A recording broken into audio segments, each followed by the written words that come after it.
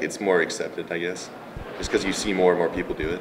There used to not be that many people with piercings, and now you walk down the street and it seems like everyone has one. Piercings have been around for centuries, but have recently become a trend in today's society. However, many people don't know where it all began. Native Americans have used nose rings to show what tribe they belong to, while Mayans used tongue rings to communicate with spirits. However, many piercings started in Africa. The Maasai tribe uses piercings to show beauty and wealth. In Ethiopia, they also use lip plates such as this to appeal to men. There's many facets to piercing, and for some people it's just purely an aesthetic thing, and for some people it goes beyond to some sort of spiritual or emotional or even religious, downright religious type experience. Piercings became popular in America during the 1970s and 80s when the British punk movement spread to America. The first studio was opened in 1975 by Jim Ward, and piercings have become increasingly popular ever since. For Star City News, this has been Hannah Langdon.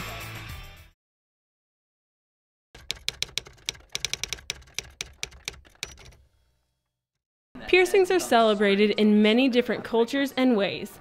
According to a Mayo Clinic survey, 51% of college students have a piercing other than a female earlobe piercing.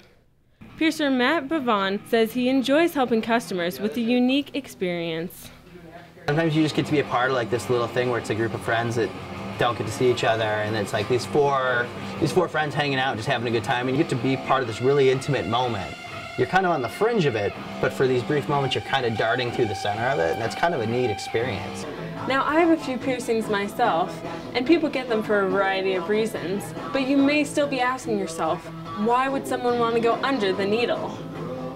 Other than their appearance, I enjoy getting piercings because it filters out the type of people that I don't want to come in contact with me. If somebody judges me based on my piercing, I don't want to talk to them in the first place. Like, that's not the type of person that I want to meet if they're automatically judging people based on their appearances.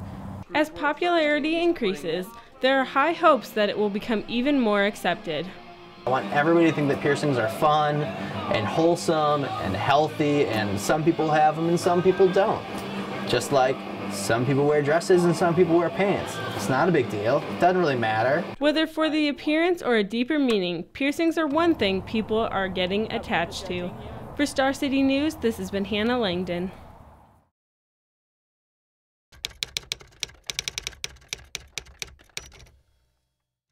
The trend of getting piercings is no longer a taboo in everyday society.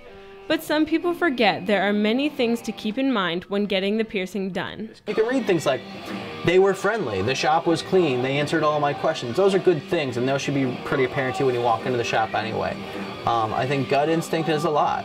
Like I said earlier, if somebody doesn't seem nice to you, I don't care how good they are. Don't get pierced or tattooed by them. Although there are safety requirements set by the state, there are a lot of things a parlor should do to keep clean. Iron Brush Tattoo is the only shop in the state with an autoclave to sterilize their needles, which kills any bacteria or pathogens. This big metal cassette is the same thing as opening up that blue bag. Other places use approved cleansers after each use of materials. If the materials aren't clean, there can be consequences. There are systemic reactions or full body reactions that include hepatitis B and C primarily, which can be caused by dirty needles or unsterilized utensils, as well as HIV infections. Whether the place you go uses an autoclave or cleans things by hand, it's important to know the steps they're taking to keep you safe. For Star City News, this has been Hannah Langdon.